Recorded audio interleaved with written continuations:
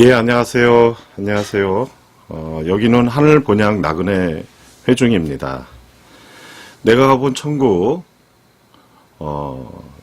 6부를 시작하겠습니다. 페이지 범위는 60페이지에서 71페이지까지입니다. 오늘의 스토리는 9번째 주제인 새 사제의 수도 생활입니다. 그 이전에 책 속에 있는 글의 내용을 뽑아봤습니다. 금강경에 사구계라고 하는 말씀이 있습니다. 범소유상, 계시허망이라 했습니다. 범소유상, 계시허망이라. 무릇 형상이 있는 것은 모두가 다 허망하다라는 뜻이고요. 이 말씀과 비슷한 말씀은 고린도후서 3장 6절 말씀에 그러므로 우리가 낙심하지 아니하노니 겉사람은 후패하나 우리의 속은 날로 새롭다라는 말씀이 있습니다. 그러면 새 사제의 수도 생활에 대해서 이야기 속으로 들어가 보겠습니다. 꽤 날씨가 차가운 2월도 다 가고 3월이 되었습니다. 서울을 떠날 때 진부 우체국으로 송금해온 돈을 모조리 찾아서 암자에 시주하고 암자의 비구니 보살에 부탁하여 기존 객사 뒤에 방 5개짜리 객사를 새로 하나 지었습니다. 거기서는 객사라고 하지 않고 정사라고 하는데 그곳에 세 번째로 지은 제3정사라고 하였습니다. 방 5을 모두 6평씩 되게 하였으니까 꽤 널찍하였습니다. 방 하나는 주방 겸 미숙이라는 3인이의 방으로 주었는데 가끔 정릉에 사시는 장희석 선생님의 사모님이 오시면 양보하곤 했습니다. 61페이지입니다. 그리고 또 방 하나는 두 분의 스승님과 나까지 세 사람의 공동 거실 겸 침실로 쓰고 또 하나는 묵상 정진실로 쓰고 하나는 방문객의 숙소로 쓰고 하나는 욕실과 변소로 꾸몄습니다. 기침 시간은 아침 6시까지로 하되 아무 때나 그 전에 일어나는 즉시 변소에 가는 습관을 하여 변소 일을 마치면 욕실에서 목욕을 한 다음 묵상실로 가서 묵상을 하거나 성경을 읽는 것이었습니다. 6시부터 8시까지는 청소와 세탁을 하고 8시에 아침 식사를 합니다. 9시부터는 11시까지 성경 공부를 하고 월정사 강원에 가서 강사의 강의를 1시간씩 듣고 객사에 돌아와서 오후 1시에 점심 식사를 하고 오후 4시까지 동상 또는 계곡을 산책하며 자연을 감상하였습니다. 청상 계곡을 산책하면 자연을 벗하다 보니 장희석 선생님이 항상 즐겨 읊는 한산 스님의 시도 나도 읊게 되었습니다. 청산은 나를 보고 말없이 살라하고 창공은 나를 보고 티없이 살라하네. 사랑도 벗어놓고 미움도 벗어놓고 물처럼 바람처럼 살다 가라 하네. 62페이지입니다. 이 시는 중국 당나라 때 알려진 한상 스님의 시라고 하는데 이 시야말로 나그네 정신을 잘 묘사하였다고 생각합니다. 산청 계곡을 산책하고 객사로 돌아올 세 사람의 사제는 6시에 저녁 식사를 합니다. 7시부터 9시까지는 장동기 선생님과 장희석 선생님의 강의 시간이었습니다.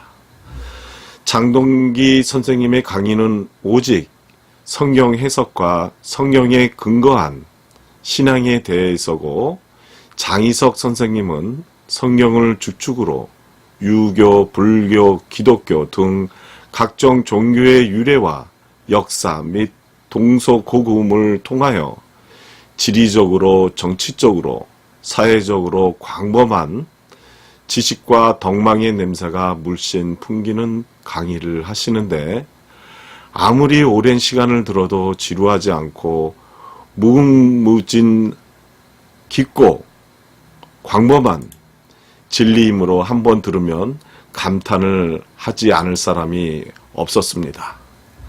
그분을 만나보기 전에는 세상에 이름도 없고 나이만 먹은 그런 거지 늙은이가 어떻게 신흥당의 당수가 되고 대통령 후보가 되었을까 이상하게 생각하였는데 그분의 강의를 듣고 보니까 과연 대통령감이라고 이구동성으로 모두가 한마디씩 하는 것이었습니다. 밤이 새도록 장 선생님의 이야기를 듣고 싶다는 사람이 수시로 찾아옴으로써 객실이 공방으로 비어 있을 때가 별로 없었습니다. 어떤 사람은 우리 세 식구와 함께 앉아서 국차를 한 잔씩 나누면서 선생님의 이야기를 듣고 싶다고 하며 보따리에서 63페이지입니다. 술병을 꺼내놓는 방문객도 있었는데 그런 분들은 장 선생님의 인품을 잘 아는 사람들이었습니다. 별채 객실에 있는 사람들과 본사나 각 암자에 있는 사미, 행자 등 많은 사람들이 한꺼번에 장 선생님의 강의를 듣고자 할 때는 강원이나 본사 또는 암자 법당에서 강의를 하는 경우가 많았습니다. 기독교에서는 승려를 강사로 초청하는 예가 없는데 승려들은 장동기 선생님의 성경 강의를 듣고자 많은 청강, 요청이 있었고 열심히 성경 공부를 하는 스님도 있었습니다. 두 장 선생님의 저녁 강의가 끝나면 보통 9시였습니다. 방문객이 조금 더 대화를 원하거나 술을 한 잔 마시기를 원할 때는 다 같이 술을 한 잔씩 하고 자는 경우가 있고 그렇지 않을 때는 9시부터 묵상에 들어갑니다. 그 묵상을 하다가 자기도 모르게 잠드는 경우가 많이 있었습니다. 묵상하다가 깊이 잠들게 되면 그대로 자고 자다가 잠이 깨면 또 묵상하고 묵상하다가 기침 시간이 되면 일어나는 경우가 있고 그대로 10시간 또는 15시간, 20시간으로 연장함으로써 점차 고차원의 신앙 경지로 들어가는 것이었습니다. 64페이지입니다. 10번째 주제입니다. 장희석 선생님의 서거에 대해서 이야기 속으로 들어가 보겠습니다. 금강경에 범소유상 계시허망이라고 한 것 같이 육적인 것은 모두가 헛되고 허망된 것이므로 솔로몬 왕도 누누이 피력을 하였건만 그처럼 헛되고 거짓된 돈과 명예를 추구하기 위하여 속고 속이며 밀고 당기며 뺏고 뺏기는 그런 뱀, 즉 육적 인간들의 추태가 너무나 지겹고 싫어서 그 세상을 피하여 상중에 들어온 지 1년이 지나 때는 1967년이 되었습니다. 세월이 지나감에 따라 나이를 한 살씩 더 먹게 되니 그만큼 늦는 것을 생각하면 서글프기 그지없으나 사도 바울이 기술한 고린도후서 4장 6절이 나를 위로해 주었습니다. 65페이지입니다. 고린도후서 4장 16절 말씀입니다. 그러므로 우리가 낙심하지 아니하노니 겉사람은 후패하나 우리의 속은 날로 새롭도다 라고 했습니다. 세월이 감에 따라 우리 겉사람은 후패하나 우리 속, 신앙심은 날로 새롭게 됨으로써 하늘 본향이 가까워진다는 것은 생각하면 늙는 것이 슬픔이 아니라 기쁨이라고 점점 생각이 들어왔습니다. 그러나 나는 아직 그 차원의 기쁨까지는 느끼지 못하는 신앙이었습니다. 나이 탓인지 몰라도 내가 산에 와 있는 동안에 몸이 늙어서 후패했다는 것은 전혀 느끼지 못하였으나 내 마음 속의 신앙심은 많이 새로워졌다는 것을 느낄 수가 있었습니다. 그러나 겉사람은 후패한다는 말은 육체가 후패한다는 말이 아니라 육체의 소욕, 곧 육의 본능이 점차 후패된다는 뜻임을 알 수가 있었습니다. 예수 그리스도의 은혜와 두 장 선생님의 덕분에 내 신앙이 성숙한 것을 감사하며 감격의 눈물이 흘렀습니다. 산중 계곡에도 67년의 봄이 와서 산천의 초목들이 새싹을 내는데 웬일인지 장희석 선생님의 건강은 점점 더 쇠약해지는 것이었습니다. 여러모로 관찰해 보았으나 특별한 병은 아니었고 노쇠 현상이었습니다.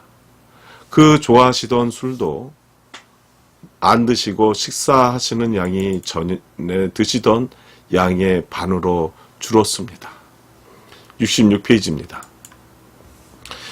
6월 초순부터 서울 정릉에 사시는 사모님이 와서 보약도 데려 드리고 갖가지 진미의 음식을 만들어 드리며 정성과 보살피는데도 영영 식욕이 돌아오지 않았습니다. 원주나 강릉병원에 가보자고 택시를 불러다 놓고 아무리 권해도 거절하시며 하시는 말씀이 최 박사가 있는데 병원에는 무엇하러 가자고 하는가?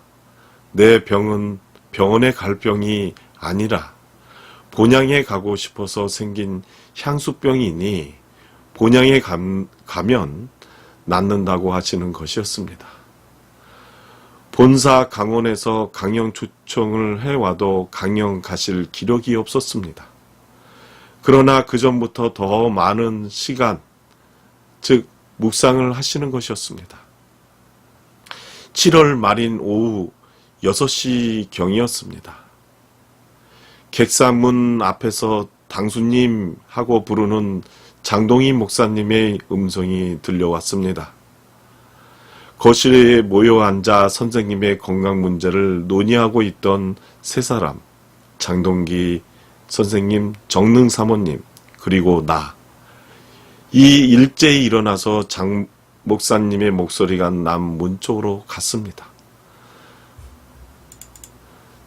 당숙의 건강은 좀 어떠시냐고 묻는 장 목사님을 모시고 당수님이 묵상하고 계시는 묵상실로 갔습니다. 묵상에 잠겨있던 당수님이 수척해진 눈을 뜨시고 당질 목사님의 손을 잡으시며 말씀하였습니다. 묵상 중에 하늘 본향을 바라보니까 본향의 형제들이 나를 맞아들일 환영 준비를 하고 있는 중이라고 하면서 어서 오라고 손짓을 하더니 67페이지입니다. 조카님이 본향 가는 나를 환성하러 왔는가? 그러면 오늘같이 기쁜 날 술 한 잔 마시지 않을 수 없지. 나도 한 잔 마시고 싶으니 3인인을 불러 술 안주를 준비하라고 하시는 것이었습니다. 장 선생님의 그 말씀을 받아서 정릉 사모님이 한마디 하셨습니다. 저녁 식사 준비가 다 됐으니 저녁 식사를 하시고 술은 밤에 한 잔씩 드시고 주무시라는 것이었습니다. 정릉 사모님의 권고대로 저녁 식사를 하고 장 목사님의부터 바깥 사회의 세상 돌아가는 이야기를 듣다가 8시부터 장동기 선생님의 사회로 1시간 정도 성경 공부를 한 다음 사모님의 술상을 가지고 들어왔습니다. 그 당시 박서방이라는 은어가 유행하였는데 시골 농가에 만드는 농주같이 누룩으로 관에 허가 없이 몰래 만들어서 파는 밀주를 일컫는 주객들 간의 은어였는데 대개 비닐 주머니에 넣어서 팔았습니다. 이것을 거사를 사회에서는 곡차라고 하며 즐겨 마셨습니다. 이날 잠목사님의 이 곡차 한 주머니가 약 5리터 정도 가지고 오셨는데 아주 맛이 좋았습니다. 새 장선생님과 나까지 넷이서 어지간히 취할 정도로 마시고 잠자리에 들었습니다. 다음날 아침 6시 전에 모두가 일어나서 목욕을 하고 묵상을 하고 있는데 사민이가 와서 아침 식사를 하라고 하므로 모두가 주방 겸 식당으로 쓰고 있는 사민이 방에 모였습니다. 그런데 장희석 선생님이 보이지 않으므로 내가 모셔오려고 침실로 갔더니 장 선생님이 아직 누워 계시는 것이었습니다. 아침 식사를 하시라고 하였으나 대답이 없고 숨소리도 들리지 않았습니다. 부랴부랴 택시를 불러서 원주 병원까지 업고 갔으나 이미 숨을 거두신 후였습니다. 시신을 영안실에 모셔놓고 수속을 마친 다음 원주 화장장에 화장을 하였습니다. 유골함을 내 가슴에 안고 모두가 산사로 들어오는 길역에 황병산 계곡물이 흐르고 있는 그 물가에 앉아서 함에 담긴 유골 가루를 한 줌씩 다 날려보내고 나니 더욱 슬픔이 복받치며 참으로 허망하고 허전함을 느꼈습니다.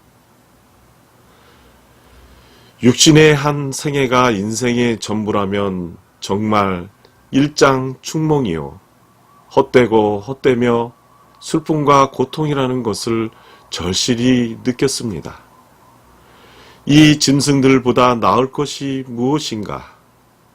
차라리 이성 없는 짐승으로 태어났더라면 이렇게까지 슬픔과 허무감과 고통을 느끼지 않고 살 것이 아닌가 하는 생각이 들었습니다.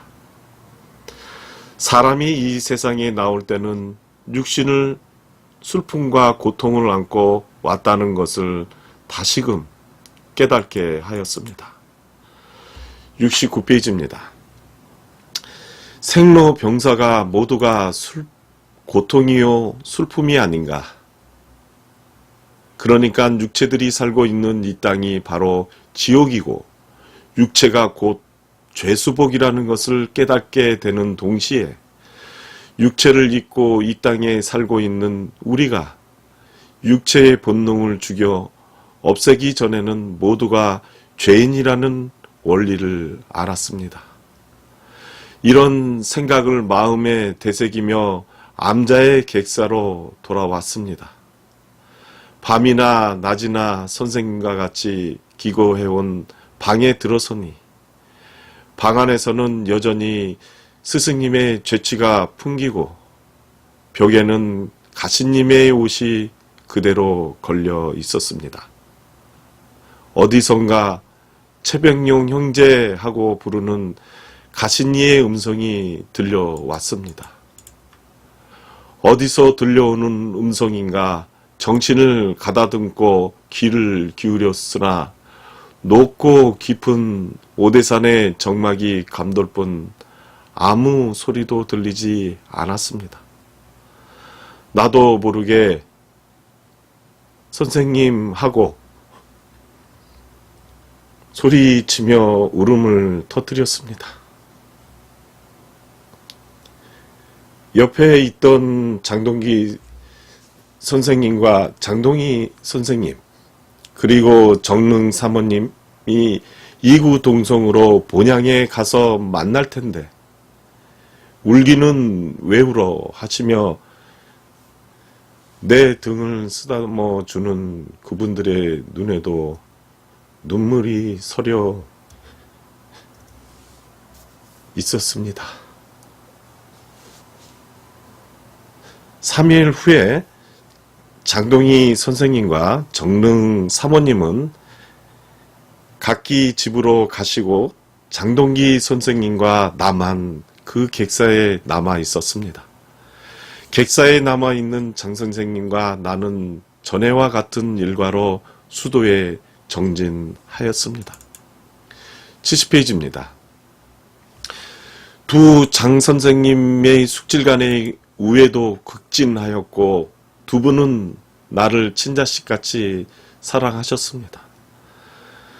나 또한 두 분의 스승님을 친부모 이상으로 좋아했고 정들었기 때문에 자나깨나 세 사람이 항상 함께하는 산사 생활은 참으로 사랑이 넘치고 정다웠습니다. 한 번도 의견 충돌이 없이 정다웠던 세 사람 중에서 한 분이 가시고 둘이만 남게 되니까 객사가 텅 빈 것 같고 가신 이의 그리움이 견디기 힘들게 가슴에 사무치는 것이었습니다. 오대상 봉우리 첩적 계곡의 골짜기에 점막이 감돌고 서산에 해가 걸려 있는데 새들도 가시님을 그리듯 여기서 뻐꾹 저기서 꾀꼴 흐르는 물소리도 가시님을 그리듯 위에서 졸졸 아래서도 졸졸 굽이굽이 흘러서 어디로 가렸느냐. 뜰 앞에 있는 노송 한 고루 너는 외롭지 않겠다. 솔방울이 다닥다닥 붙어 있으니. 그런데 왜 그리 고독해 뵀느냐. 너도 가스님이 그리워서 울고 있느냐. 울지마 울지마 바보같이 울긴 왜 울어 하면서 내가 울었다.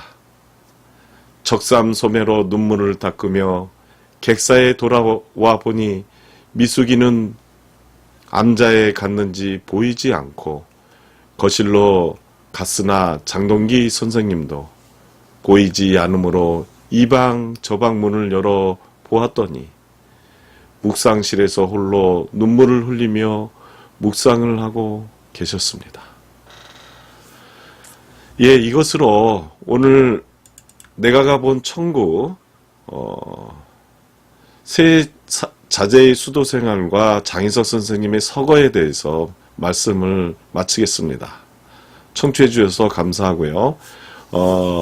내일은 11번째 주제인 두 사제만의 산사 생활에 대해서 이야기를 하겠습니다.